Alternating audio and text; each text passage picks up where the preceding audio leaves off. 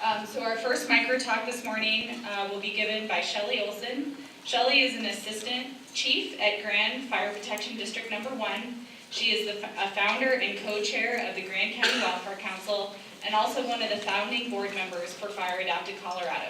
She joins us today on behalf of Fire Adapted Colorado for the State of the State.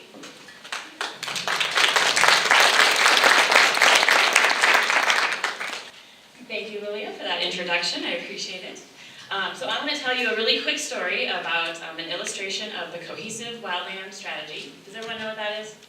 Are there people in the room who don't know what the National Cohesive Wildland Strategy is? Good, I don't have to talk about it. All right. And the fire adapted concept that we all talk about, and how it affected me in my backyard.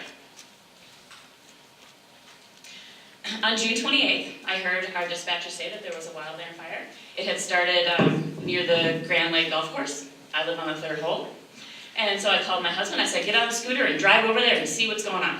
So he took this picture. It looks pretty, pretty small. I'll look at it while you guys are looking at it. So here's a picture, an ortho picture of the area. So you can see right here is the area that was burned. You can see the retardant line right there. Do you see this little red circle over here? That's my house. Don't do what I do what I say. You can see that my house is covered in lodgepole pines. Sorry. So, anyways, here's another quick picture of fire perimeter on the golf course. You can see where the greens are there.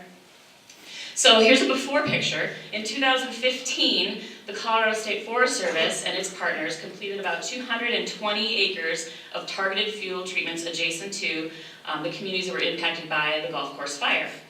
That included the Columbine Lake subdivision and my neighborhood, which is Winding River Villas.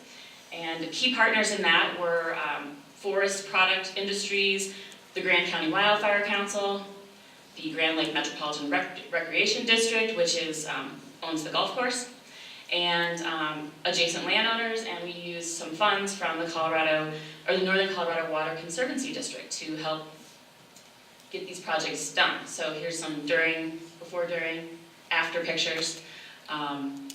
This mitigation work done by these groups changed the fire behavior during the golf course fire. It moved the fire from the crown to the ground. And here's some examples of what it looked like a few minutes after my husband took that first picture.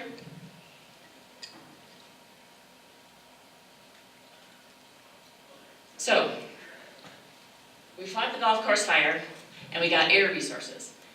And this is my slide that talks about the right people in the right places at the right time. We had the right people get on that bus, and they all sat in the right seats. We had assistant FMO at the U.S. Forest Service who knew who to call, what to say on that phone to get that aircraft coming to save our neighborhood. There's another example of our resources, our firefighters on the ground, more air resources. Mitigation works. Mitigation works. It saved Columbine Lake neighborhood by changing fire behavior, and it ultimately saved my neighborhood. There's just some after pictures showing the treatments that were done in that area. So, my theme today was crazy great. Crazy great things happened on the golf course fire, right? So we had this great mitigation work that was done. We had the right people in the right places at the right time. And here is another great, crazy great thing that happened. We worked on this as an area, region in Northwest Colorado, for mutual aid. How do we get engines to a fire quickly? In Grand County, we do not have enough resources to handle these types of incidents. So, we got on the phone, we called our partners, and within an hour to 2 hours, I had 5 engines from these departments at that fire helping us, and that was crazy great. So, call your mutual aid partners. Call them fast, call them early. This was a key part in the golf course fire as well. So, is that 10 minutes? Not even close? Any questions for me? I've never done a micro talk. I've never spoken in front of this many people before. So, any questions?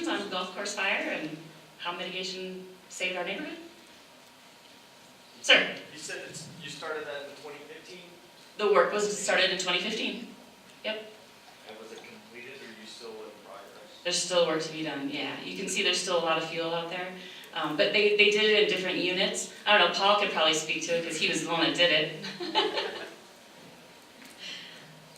So yeah, there's still a lot of work to do. People ask me that question. I just went to the Columbine Lake pancake breakfast the other day, and they said, well, when will you be done with this mitigation work? And I said, never. It will never be done. So, yeah. Any other questions? Yeah. So did it encourage you to take out any of your lunchables? Absolutely. I had, and this is great too, a friend who started a mitigation company, he's a contractor, and I gave him a lot of business. I put him on this list on our website, bewildfireready.org, and he got so much work. He just stopped by my house and took out 20 trees. He bucked them and stacked them for me. So I still have work to do. I still have a few dead ones out there, but I'm working on it, definitely. It doesn't look like that anymore. Yeah. How receptive to the work have residents been? So how receptive have oh my goodness, I can't even tell you. Columbine Lake neighborhood, those parcels are like 0.25 acres, and they are surrounded by trees because when the beetle came through, they had to cut everything down. They had to cut down everything that was dead and remove it from their properties. So now that everything's grown back, they don't want to touch it because it's all alive, it's green, and they don't want to do anything. But I am getting through to those folks and by saying, guys, you know, we need to talk about what you can do for defensible space on your property, and we also need to talk about a fuel break for your community, because with that dense, you know, the density of those homes, we need to really think about a fire break between Rocky Mountain National Park and their neighborhood, U.S. Forest Service and their neighborhood. Those are the two big ones that surround there. Beck? So, Schelly, do you have evacuations during that? I was evacuated during the golf course fire. Okay, and so how did that piece go for residents? Were residents at all prepared for that possibility? And yeah, how did that go overall as a county where people went? Well, you know, it was a smooth process. You know, people just drove out of the neighborhood. Again, we are 60% second homeowners, so not a lot of them were there.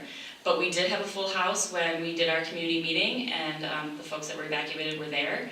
I would say that probably for the most part, people were not ready.